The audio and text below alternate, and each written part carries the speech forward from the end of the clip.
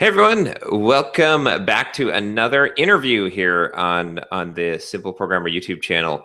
I've got Joe Colantonio here, and Joe is someone who I've been really impressed with just watching him do his thing with his podcast Test Talks and just like carving out a niche for himself. So I wanted to bring Joe on and just interview him and talk about kind of what he's doing, because I think it's so cool, like to see someone really applying a lot of these things that I'm always harping on you guys about marketing yourself and creating a niche and making that niche very, very specific, and just to see someone building like just an awesome personal brand and brand around this company. So welcome, Joe.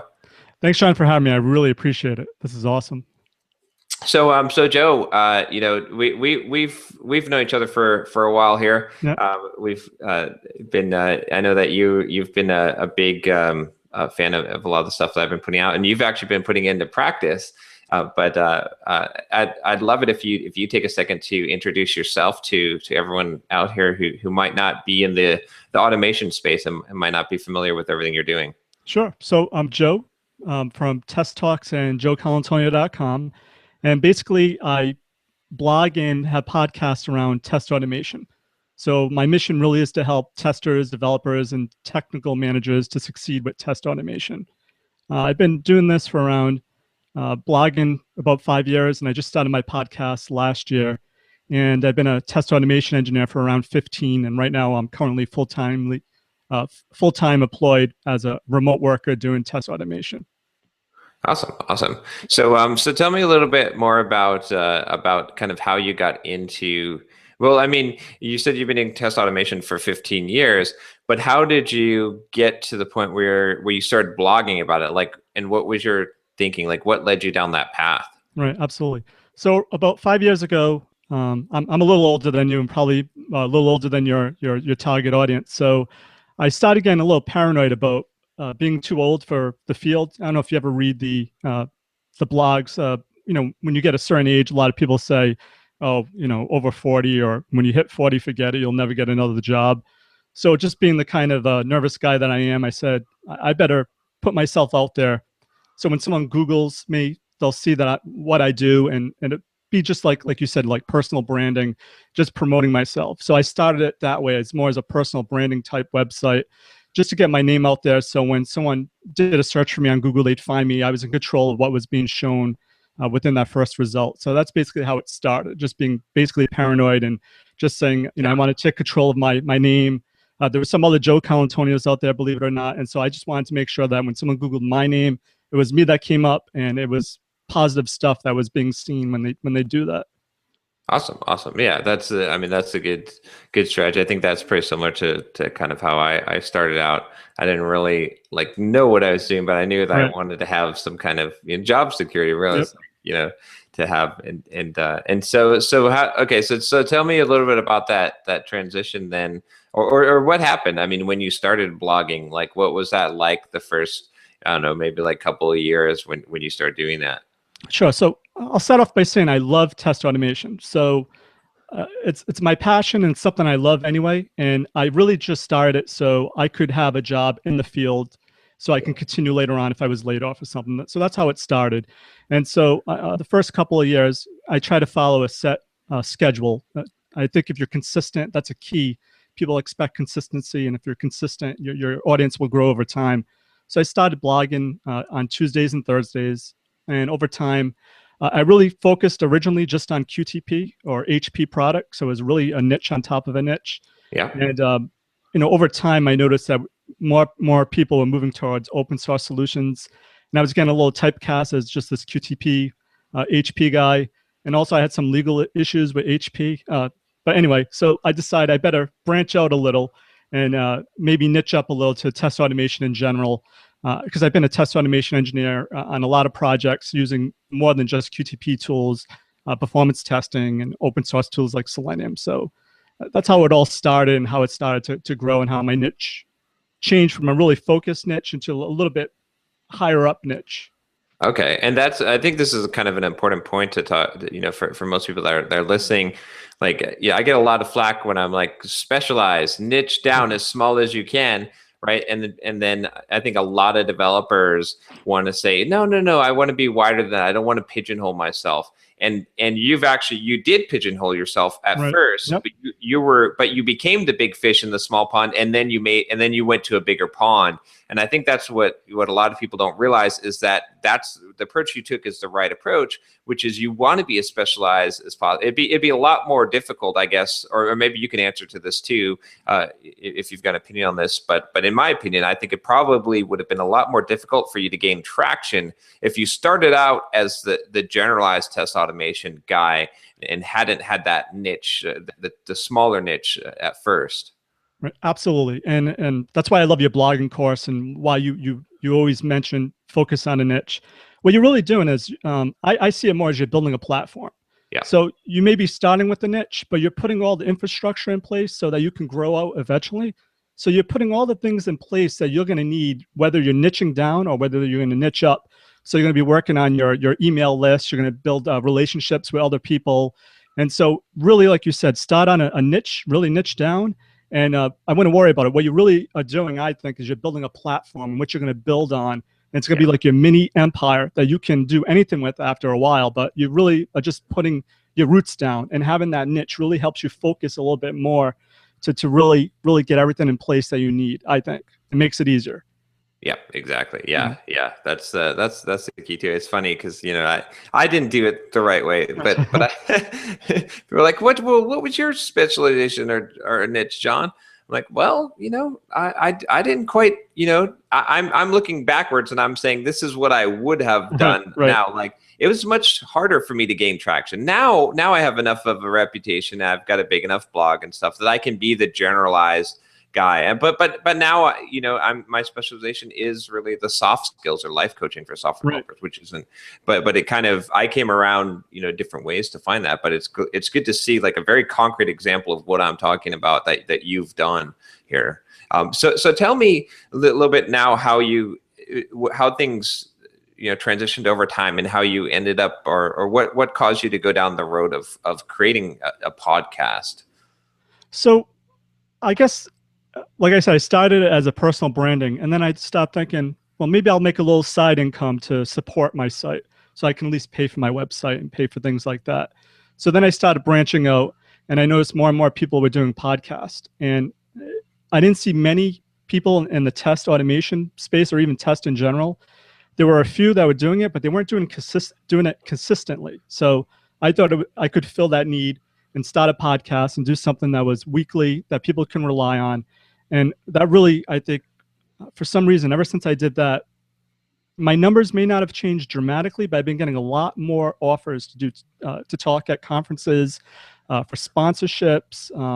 For some reason, I don't know if it was because it's so new, the podcasting piece, and not many people are doing it, that it helped. But I think that really helped bring my brand up and get me more name recognition with other people, and it's kind of helping me grow my audience even more that way.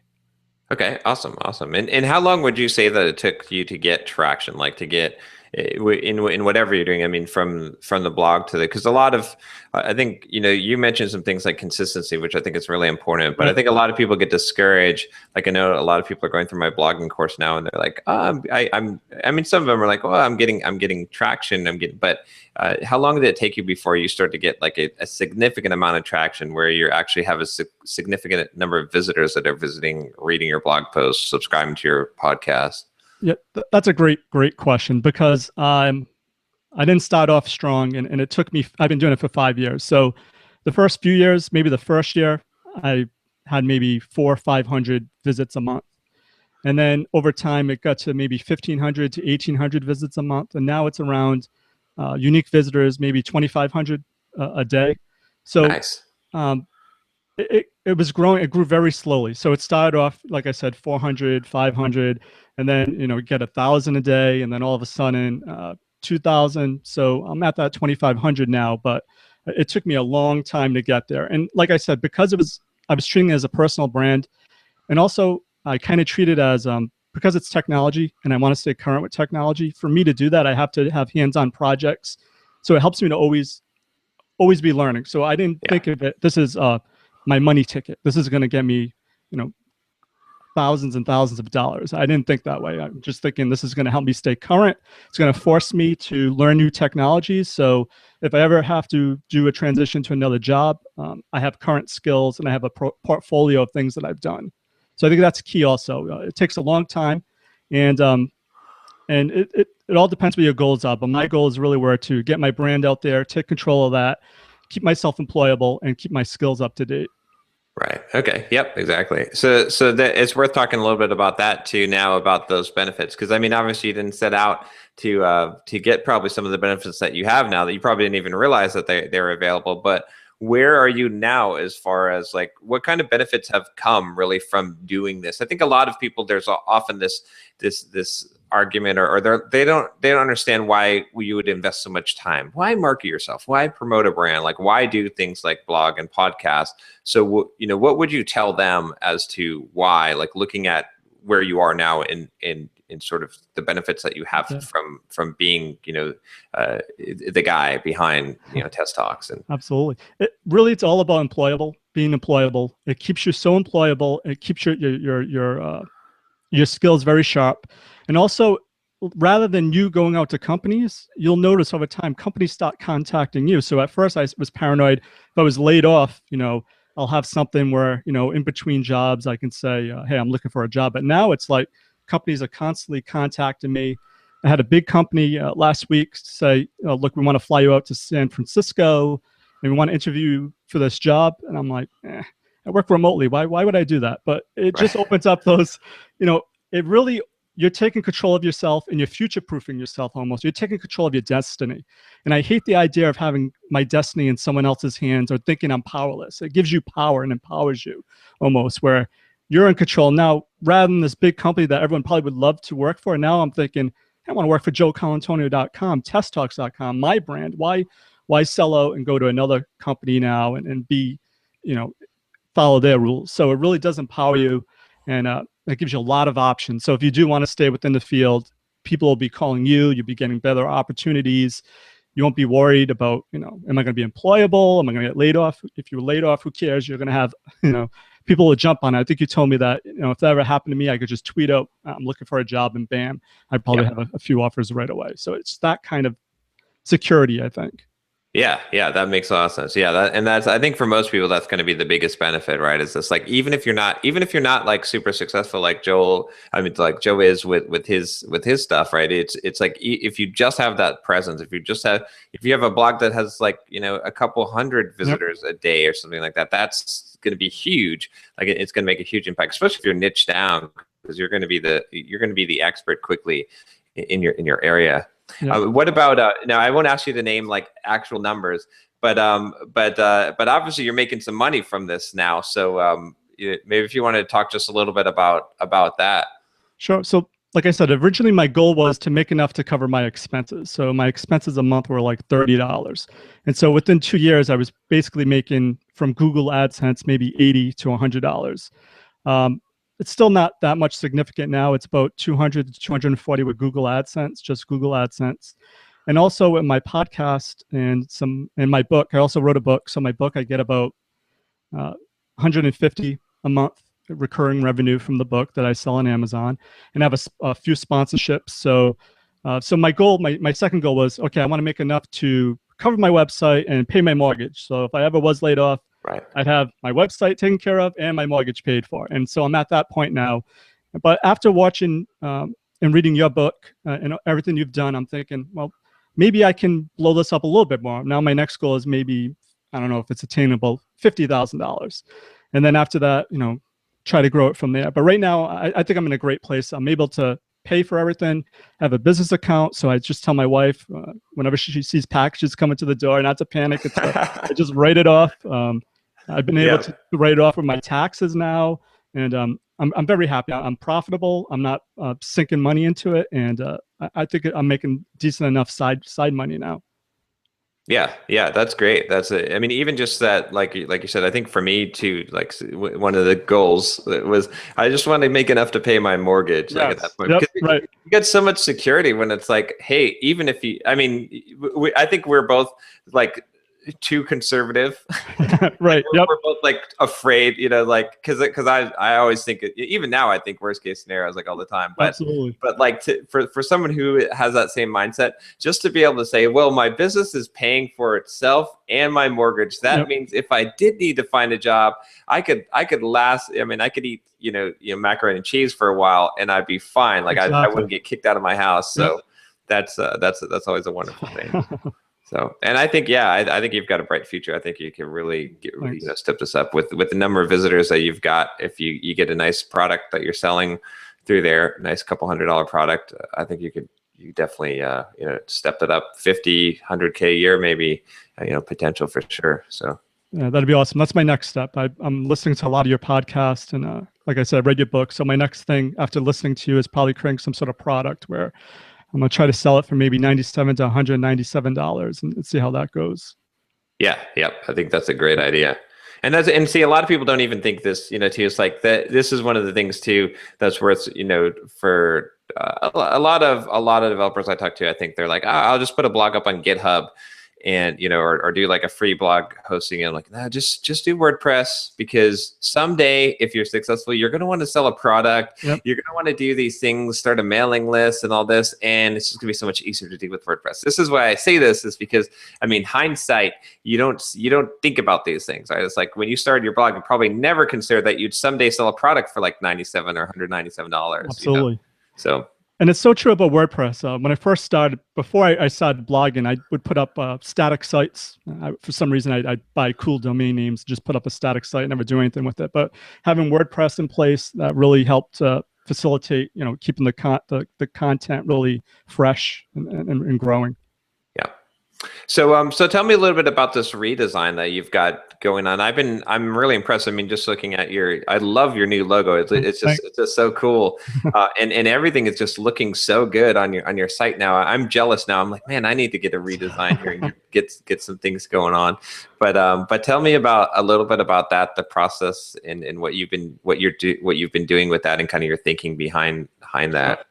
So I don't know if it's the nature of my blog being kind of like a knowledge base, but my bounce rate's really high.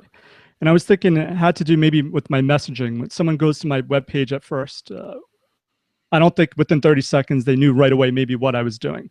So part of the redesign was I wanted to refresh it so that when someone saw my logo, rather than seeing something that I created really amateur, kind of looked like a clown, like maybe I was in the clown business or something, that I want to do something more automation related where someone comes to my site right away, they know, okay, this might be something I'm interested in, rather than coming to it and bouncing off. So that was the genesis of why I went with the redesign. And also, once again, listen to a lot of your podcasts. You've been talking about outsourcing a lot of the work that you may have done originally. And one of those things that I was doing was creating things in Photoshop. I'm not a graphic designer, and you could tell. So I thought, hey, I'll take John's advice. I'll give it a try. So I went on 99 Designs, and I was really pleased. Also, I was doing my own transcripts. I was typing them out. I took your advice. I just outsourced that. There we go. Oh, yeah. You're doing your own transcripts, man. Yeah. That's hard work. I know. So, really great advice on the stuff that you don't like to do, that you maybe aren't great at. Definitely, I would go outsource it. It's not selling out. It's really taking the low-level things that you don't want to do anyway, and it's not taking away from the value that you're adding. Get rid of those things. So that's one of the main reasons why I did the refresh. I did the rebranding. I got some professional logos done. I love the logos now. I'm getting really great feedback on it. And it really just helped give the site a facelift, because it's been a while too since I've done that. So I really just wanted to give a sense that when someone came to my site, they had like what's in it for me. They could see right away. Automation awesomeness, automation made easy. And I have a nice big picture now where they can log in and they could sign up for my mailing list. So I really want to focus on trying to grow my mailing list also. So that was part of the redesign. Awesome. Yeah. You've done a great job on it. For everyone out there, can visit. What's the best address is it testtalks.com, or is it better to go to? Yeah, the easiest one to remember probably is testtalks.com, and I have a link back to my main blog, joecolantonio.com. Okay, perfect. Yeah. So I encourage you, if you're interested, check it out and see what Joe has done. He's really, really, done a great job of branding, and just it's very clear. Like your message is very clear when you get there now. That's what I was aiming for. So I appreciate that. Yeah. So cool. Yeah, it really starting to feel like the central place to go for anything automation, on the web. So I think if you've got a really good, now you've got a really good solid message. You've got good Yep. branding. You've got a good niche to be in. So this is it'll be really exciting to see where you go. And I was just at Star East Orlando. And it's like all the sessions are about automation now. Right. So it's Yep. like this is such an important. In fact, I just got off the phone with a consulting client, and what do they want me to consult on? Automation, Oh, automation. Like I'm like I don't awesome. even do consulting now, Right. but they want automation stuff. Yep. So it's a great place to be for sure. Definitely. And also along the same lines, I had some professional headshots done, kind of cheesy, but really I had pixelated pictures before, and that also helps with when someone comes to the site. It's not like some guy that just threw something up. It just gives it a little more professional feeling to it, I think. And like I said, hopefully it's going to take me my next step now when I try to create some products. So it looks a little more professional, and people have a little more confidence when going there that they're buying from someone that has their stuff together. Just trying to convey more professionalism with it. And you start where you're at. Like it's like, and not even still not these things are not that expensive. It's like, Exactly. 99 designs might be a little bit more expensive. But you got a really good product, but someone can just go out to Fiverr and get something done, or even, hiring someone off of Odesk, or I forget what they renamed it to now, but and then, in transcription is like, I pay like $30 a week for all my YouTube videos and my podcast transcribed, so I have to get that off you because I've been using other service, SpeechPad, which is $1 a minute. So that's interesting.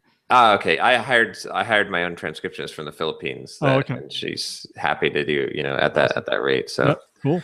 But yeah. So, okay. So, last thing I kind of want to ask you about is, for advice that you would give for someone that is starting out, they're just creating their blog, they've got they're just at the beginning, but they'd like to do something maybe like what you're doing or what I'm doing. What kind of advice would you give them? I know this sounds really weird, but I really believe in consistency. People expect you, if you say you're going to publish on Tuesdays or Thursdays, I would do it at least once or twice a week to build up that confidence that someone's going to go to your site and always see that you're updating it. But just for some reason, it's a turn off to me when I go to a blog and I notice they may have blogged once in January, twice in February, 5 times. It just doesn't seem right. So I would stick with consistency. And I like what you said, as long as you get started, you get all your roots down, you can grow it from there. But I would say just it's very simple, be consistent. There's no magic here. If you go to my YouTube channel, I wasn't consistent with that. And you could tell that my subscriptions really didn't grow. But I was consistent with the blogging, and that's what the piece that really grew. So I would, if you're going to pick a platform, I'd say do it, stick with it at least once a week and be consistent. And over time, you'll get in a rhythm where that you'll do a little more content, but at least be consistent when you blog and do it consistently. I don't know if that's too low level, too high level, but that really is the key to me, I think. No, I totally agree with you. I mean, that's one of the things I definitely preach is consistency. Yep. It's really, really hard to not be successful if you're consistent. Exactly. Because so few people are consistent. Yep. So it's like, I would have a hard time. Like, everyone wants to be successful quickly, but I would have a really, really hard time believing that someone who blogged continuously every week for 5 years wouldn't have achieved some level of measurable success in that time. Like because so few people are willing to do that. So yeah, it really makes a difference. And I'm not a great writer, but I'm just consistent, try to add value to the community, and it really pays off, I think, in the long run. Well, great, Joe. Thank you for your time. Appreciate it. Before I let you go here, what you just want to plug your site and your stuff one more time? Sure. Maybe if you can just give kind of an idea of what you offer and why someone would want to come out there to your site, and you can give the links out again one more time here. Yeah, cool. So like I said, my mission really is to help developers, testers, technical managers to succeed with all the test automation projects. So performance testing, unit testing, functional testing, API testing, anything that has to do with the automation and testing is really what I focus on. And I blog at least once or twice a week now at joecolantonio.com. And I release a podcast episode at testtalks.com every Sunday, and they're all related, all around automation. Awesome. All right, Joe. Thanks a lot. And, Thanks, Sean. I appreciate thanks for your time. this. Thank you. Take care. Thanks.